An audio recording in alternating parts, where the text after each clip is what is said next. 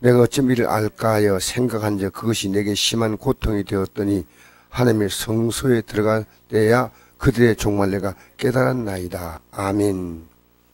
우리는 이 세상에 사는 사람들을 보면서 우리는 의문을 가질 때가 참 많습니다. 하나님이 살아계시면 어떻게 악인들은 저렇게 잘 될까? 컨설을 치고 악인들은 잘 될까? 하고 우리는 우월을 가집니다만 그럴 필요가 전혀 없습니다. 왜냐하면 하나님의 성소에 들어가면 그걸 깨닫게 되는 겁니다. 즉 성전에서는 이것을 분명히 알려줘야 됩니다. 그래서 예수님께서 십자가에 못 박히시고 부활하시고 성실하기 전에 제 아들이 예수님께 질문을 드렸습니다. 그들의 관심은 당시 로마 나라에 고통받고 있는 유대 나라가 언제 회복이 됐냐 그 문제입니다. 요즘 말하면 정치 문제입니다. 정치 문제. 그도 1년, 2년도 아니고 로마 정부에 100년 정도 고통을 받았으니까 우리가 일제 36년에 비하면 얼마나 큰 고통이겠습니까?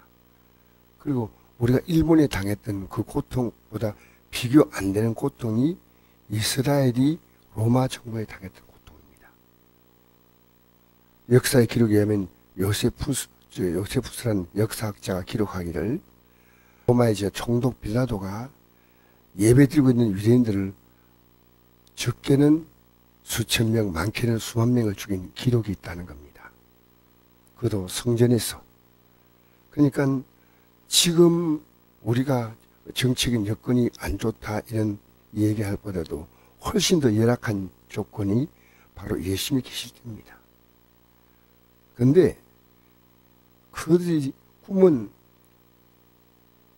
로마 나라가 해서 빨리 유대 나라가 이스라엘 나라가 독립하는 겁니다. 그래서 마지막에 주님께 물었습니다. 이스라엘 나라를 회복하시면 이때니까 하는 예수님께서 대답했습니다.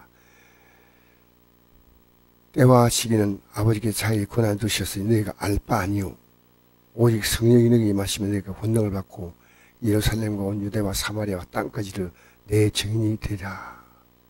너희들은 이 땅에 정부에 관심 갖지 말라는 것. 그것이 바로 사도행전 1장 6절에서 8절 말씀이 기록되어 있습니다.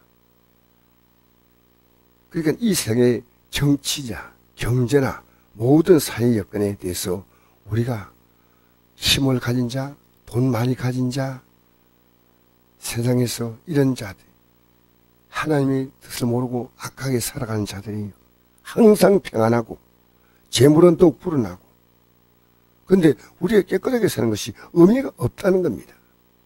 심지어 여기 보니까 14절 나는 종일 재난을 당하며 아침마다 징벌을 받았다는 것은 그렇게 힘들게 살았습니다.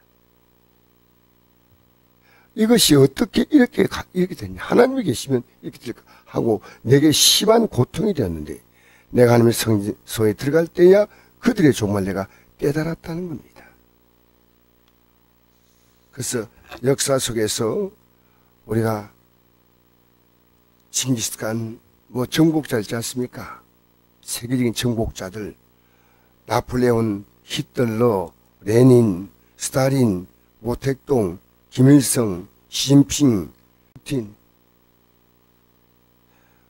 근데 우리가 이런 데에서 이제 우리가 할 말, 자꾸 쓸데없는 말 할 필요가 없습니다. 우리는요, 그들의 종말을 알고 중요한 것은 우리의 종말을 준비해야 됩니다. 우리의 종말.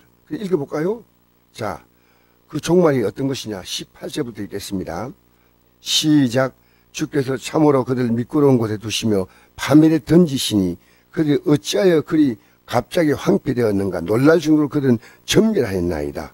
주여 사람이 깨놓으니는 꿈을 무시함 같이 주께서 깨신 후에 그들의 형상을 멸시하리이다. 내 마음이 산란하며 내 양심이 찔렸나이다. 내가 이같이 우매 무지함으로 주 앞에 짐승이오나. 예. 이 하나님 말씀은 분명히 악한 자가 앞으로 당할 하나님의 심판을 말하고 있습니다. 이 세상에 정치인들, 어쩌면 또 돈 많이 가진 자만 악인입니까? 아니요. 가진 것은 그만큼 못 되어도 악한 자가 얼마나 많은지 모릅니다. 성경은 악한 자가 하나님의 뜻대로 살지 않으면 악한 자예요. 성경은 어떤 사람이 악한 자라고 말하는지 아십니까? 악한 자가 있죠, 세상으로 볼 때. 근데 성경은 시편 1편에 보니까 복 있는 사람은 악인의 길을 따르지 아니하고 죄인의 길에 서지 아니하며 오만한 자의 자리에 앉지 아니하고 오직 여호와의 율법을 즐거워하며 그 율법을 주야로 묵상하는도다 했습니다. 이렇게 하지 않으면 악인인 겁니다. 이걸 모르시나요? 하나님께서 우리에게 주신 이 하나님 말씀대로 내가 살지 못하면 악인이에요. 그 몰랐고 우리가 그렇게 나도 모르게 범죄했다면 빨리 회개해야죠. 우리가 왜 매일매일 새벽 기도가 필요합니까? 모여서 말씀을 듣고 깨닫고 회개하는 겁니다. 회개. 제가 이 새벽에도 토요일도 어젯밤에 기도에 늦게 마치고 하는 이유가 뭐냐? 저는 토요일은 쉬면 어떨까 했는데 성경은 그렇게 말하지 않습니다. 누가복음 9장 23절을 보니까 자기를 부인하고 날마다 제 십자가 지고 나를 따라오라. 예수를 따라가는 길은 날마다의 길입니다. 날마다. 오늘도 이 아침에 나와서 우리 같이 기도할 수 있는 분들이 있어서 너무나 감사해요. 날마다.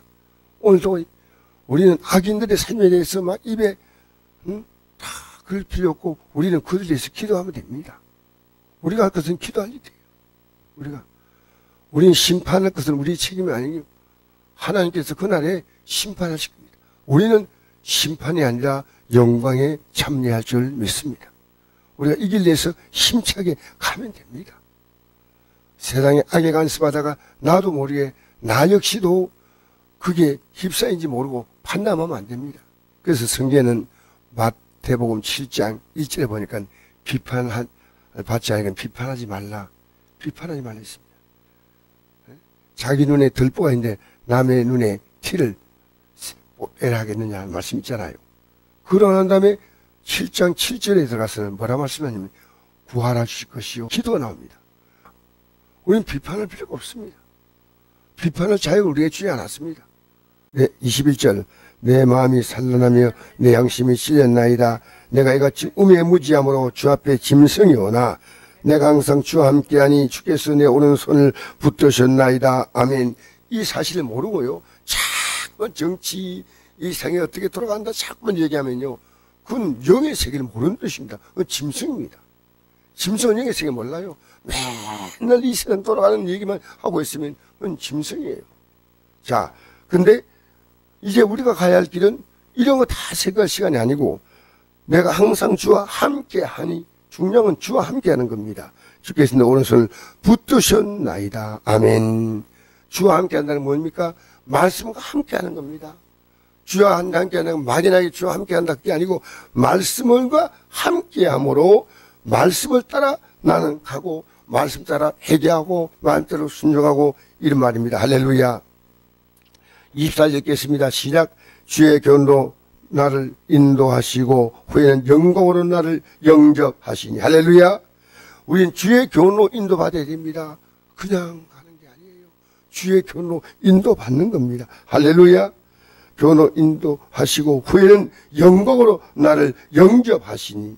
하늘은 주의 누가 내게 있으려 땅에는 주밖에 내가 사모할이 없나이다. 내가 하늘에는 주의 누가 있으려 이건 죽음이 끝나고 난 다음에 죽음의 이 땅의 삶이 끝나면 주님만 있습니다. 땅에는 역시 주님이 계십니다. 주밖에 누가 내가 사모할 리가 없다는 것을 기억하시기 바랍니다. 내 육체와 마음은 쇠약하나 하나님은 내 마음의 반석이시오 영원한 분기시라. 무릇 멀리한 자는 망하리니 엄녀같이 주를 떠난 자를 주겠다 멸하셨나이다. 하나님께 가까이함이 내게 복이라. 내가 주 여호와의 피난처로 삼아 주의 모든 행적을 전파하리다. 아멘. 우리가 이 새벽에도 주께 가까이 어떻게 가까이 갑니까? 이제 더 이상 이 세상 돌아가는 TV에 나는 TV에서 방송되고 뉴스 나오는 모든 사건에 우리가 초미의 관심을 가질 필요가 없습니다. 그냥 그런갑다. 우리의 관심은 뭡니까? 말씀이에요. 오직 주님이에요. 우리 주님을 바라보고 이 믿음의 길을 가시기를 주의 이름으로 축복합니다. 오늘도 내가 갈 길을 더 분명히 확인하고 이 길을 가지 못하고 방황하는 수많은 영혼들에게 우리가 줄 수 있는 것은 그들이 깨달을 수 있도록 기도, 또 전할 수 있는 기회가 되면 그에게 이 진리를 깨우쳐 줘야 됩니다.